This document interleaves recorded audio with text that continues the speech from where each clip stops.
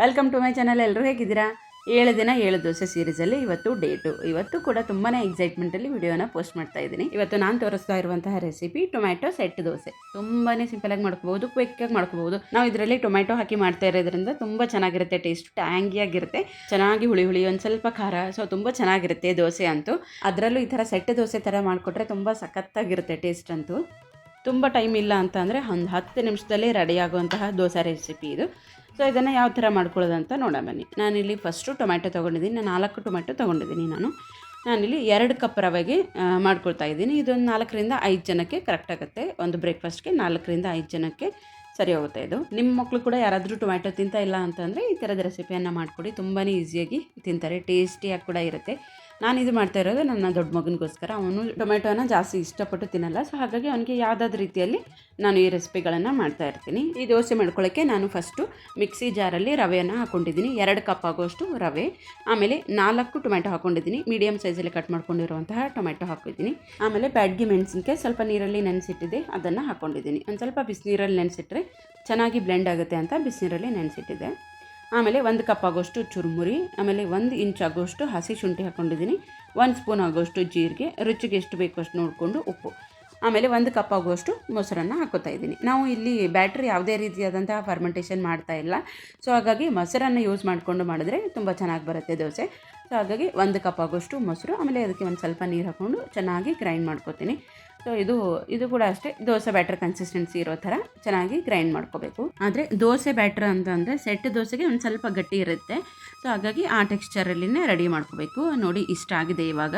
ಆಮೇಲೆ ಇದಕ್ಕೆ ಒಂದು ಸ್ವಲ್ಪ ನೀರು ಹಾಕ್ಕೊಂಡು ನಾವು ಅಡ್ಜಸ್ಟ್ ಮಾಡ್ಕೋಬೇಕು ಕನ್ಸಿಸ್ಟೆನ್ಸಿ.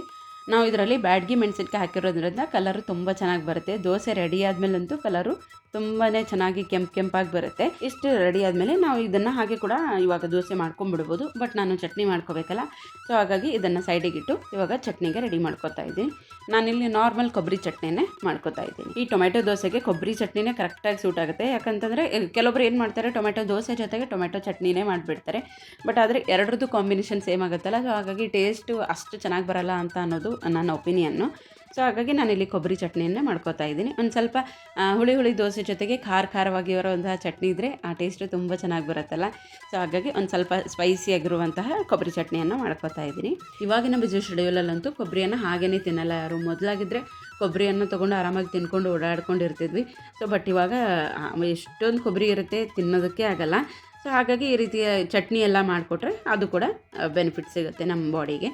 ಸೊ ನಾನಿಲ್ಲಿ 2 ಹೋಳು ಆಗೋಷ್ಟು ಕೊಬ್ಬರಿಯನ್ನು ತೊಗೊಂಡಿದ್ದೀನಿ. ಆಮೇಲೆ ಅದಕ್ಕೆ ಖಾರಕ್ಕೆ ತಕ್ಕಂತೆ ಹಸಿಮೆಣಸಿನಕಾಯಿ, ಇದನ್ನು ಮಿಕ್ಸಿ ಮಾಡ್ಕೊಳ್ಳೋ ಟೈಮಲ್ಲಿ ನಾವು ಇದ್ರ ಜೊತೆಗೆ ಕರಿಬೇವು, ಕೊತ್ತಂಬರಿ ಸೊಪ್ಪು, ಆಮೇಲೆ ಇನ್ನೊಂದು ಸ್ವಲ್ಪ ಬೇಕು ಅಂತಂದರೆ ನೀವು ಶೇಂಗಾ ಕಾಳು, ಪುಟಾಣಿ ಅದೆಲ್ಲನೂ ಹಾಕೋಬಹುದು. ಶೇಂಗಾ ಬೀಜನೂ ಇದರಲ್ಲಿ ಹಾಕೊಂಡ್ರೆ ಒಂದು ಸ್ವಲ್ಪ ಕಲರ್ ಬೇರೆ ಥರ ಬರುತ್ತೆ. ನೆಕ್ಸ್ಟು ನಾನಿಲ್ಲಿ 1 ಸ್ಪೂನ್ ಆಗೋಷ್ಟು ಜೀರಿಗೆ, ಆಮೇಲೆ ಒಂದು ಸ್ವಲ್ಪ ಉಪ್ಪು, ಆಮೇಲೆ ಪುಟಾಣಿಯನ್ನು ಹಾಕ್ಕೊಂಡಿದ್ದೀನಿ ನಾನು, ಶೇಂಗಾ ಏನು ಹಾಕ್ಕೊಂಡಿಲ್ಲ. ಒಂದು ಸ್ವಲ್ಪ ಕೊತ್ತಂಬರಿ ಸೊಪ್ಪು. ಸೊ ಇಷ್ಟು ಹಾಕಿಬಿಟ್ಟು ಗ್ರೈಂಡ್ ಮಾಡಿಕೊಂಡ್ರೆ ಈಸಿಯಾಗಿ ಕ್ವಿಕ್ಕಾಗಿ ಮಾಡ್ಕೊಳ್ಳೋದಂತಹ ಚಟ್ನಿ ಕೂಡ ರೆಡಿಯಾಗುತ್ತೆ. ಇದಕ್ಕೆ ಲಾಸ್ಟಲ್ಲಿ ಒಂದು ಒಗ್ಗರಣೆ ಕೊಟ್ಕೊಂಡ್ರೆ ಇನ್ನೂ ಟೇಸ್ಟ್ ಚೆನ್ನಾಗಿರುತ್ತೆ. ಸೊ ಹೀಗೆ ಕೂಡ ಸಿಂಪಲಾಗಿಯೂ ಮಾಡ್ಕೋಬೋದು, ಬಟ್ ಟೇಸ್ಟು ತುಂಬ ಚೆನ್ನಾಗಿ ಮಾಡ್ಕೋಬೇಕು ಅಂತಂದರೆ ಈ ಥರ ತುಪ್ಪದಲ್ಲಿ ಒಗ್ಗರಣೆ ಮಾಡ್ಕೋಬೇಕು. ಚಟ್ನಿಗೆ ಯಾವಾಗೂ ತುಪ್ಪದಲ್ಲಿ ಒಗ್ಗರಣೆ ಮಾಡಿದ್ರೇ ಆ ಟೇಸ್ಟು ತುಂಬ ಚೆನ್ನಾಗಿರುತ್ತೆ. ಸೊ ತುಪ್ಪದ ಒಗ್ಗರಣೆಯಲ್ಲಿ ನಾನು ಒಂದು ಸ್ವಲ್ಪ ಸಾಸಿವೆ, ಆಮೇಲೆ ಮೆಣಸಿನಕಾಯಿ, ಕರಿಬೇವು, ಲಾಸ್ಟಲ್ಲಿ ಗ್ಯಾಸ್ ಆಫ್ ಮಾಡಿಬಿಟ್ಟು ನಾನು ಇಂಗನ್ನು ಹಾಕ್ಕೊಂಡಿದ್ದೀನಿ. ಸೊ ಇಷ್ಟು ಮಾಡಿಕೊಂಡ್ರೆ ಒಂದು ಒಗ್ಗರಣೆ ರೆಡಿ ಆಯಿತು. ಸೊ ಅದು ಗಾದೆ ಏನೋ ಹೇಳ್ತಾರಲ್ಲ, ಇಂಗು ತೆಂಗು ಇದ್ದರೆ ಮಂಗ ಕೂಡ ಅಡುಗೆ ಮಾಡುತ್ತೆ ಅಂತ. ಅದರ ಅರ್ಥ ಇಂಗು ತೆಂಗು ಹಾಕಿ ರೆಸಿಪಿ ಮಾಡಿದರೆ ತುಂಬಾ ಸರಳವಾಗಿ ಮಾಡ್ಕೋಬಹುದು, ಆಮೇಲೆ ಯಾರು ಬೇಕಿದ್ದರೂ ಮಾಡ್ಬೋದು, ತುಂಬಾ ರುಚಿಯಾಗುತ್ತೆ ಅಂತ ಅನ್ನೋದು ಅರ್ಥ ಅಷ್ಟೇ. ಸೊ ಇವಾಗ ನೆಕ್ಸ್ಟು ಚಟ್ನಿ ಅಂತೂ ರೆಡಿ ಆಯಿತು. ದೋಸೆ ಮಾಡ್ಕೊಳ್ಳೋದು ಒಂದೇ. ಮಾಡ್ಕೊಳ್ಳೋಕ್ಕೂ ಮುಂಚೆ ನಾನಿಲ್ಲಿ 1 ಸ್ಪೂನ್ ಆಗೋಷ್ಟು ಈನೋನ ಹಾಕ್ಕೊಂಡಿದ್ದೀನಿ. ನಾವು ಸೆಟ್ ದೋಸೆ ಮಾಡ್ಕೋಬೇಕಲ್ಲ, ಸೊ ಹಾಗಾಗಿ ಒಂದು ಸ್ವಲ್ಪ ಫ್ಲಫಿ ಥರ ಬರಲಿ ಅಂತ ಅನ್ನೋದಕ್ಕೆ ನಾನು 1 ಸ್ಪೂನ್ ಆಗೋಷ್ಟು ಈನೋನ ಹಾಕ್ಕೊಂಡಿದ್ದೀನಿ. ಈನೋ ಹಾಕೋದಕ್ಕೆ ಇಷ್ಟ ಇಲ್ಲ ಅಂತ ಅನ್ನೋರು ನೀವಿಲ್ಲಿ ಅಡುಗೆ ಸೋಡಾ ಕೂಡ ಹಾಕೋಬೋದು.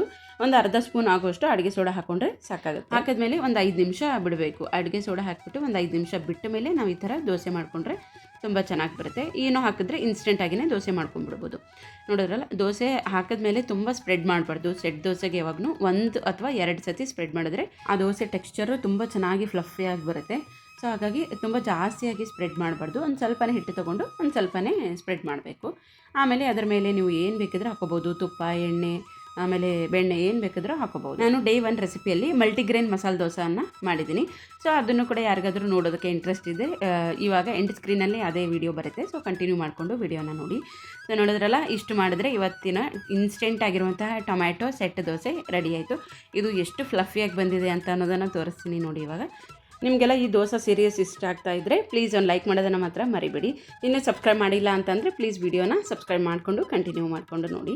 ಸೊ ನೋಡಿದ್ರಲ್ಲ, ಎಷ್ಟು ಫ್ಲಫಿಯಾಗಿ ಬಂದಿದೆ ಅಂತ. ತುಂಬಾ ಸಾಫ್ಟ್ ಆಗಿರುವಂತಹ ಟೇಸ್ಟಿ ಮತ್ತು ಈಸಿಯಾಗಿ ಮಾಡ್ಕೊಳ್ಳುವಂತಹ ಟೊಮೆಟೊ ಸೆಟ್ ದೋಸೆ ರೆಡಿ ಆಯಿತು. ಸೊ ವಿಡಿಯೋನ ಎಂಡ್ವರೆಗೂ ಇಂಟ್ರೆಸ್ಟಿಂದ ನೋಡಿದ್ದಕ್ಕೆ ಥ್ಯಾಂಕ್ ಯು. ಸಿಗ್ತೀನಿ ಮತ್ತೊಂದು ವಿಡಿಯೋ ಜೊತೆಗೆ.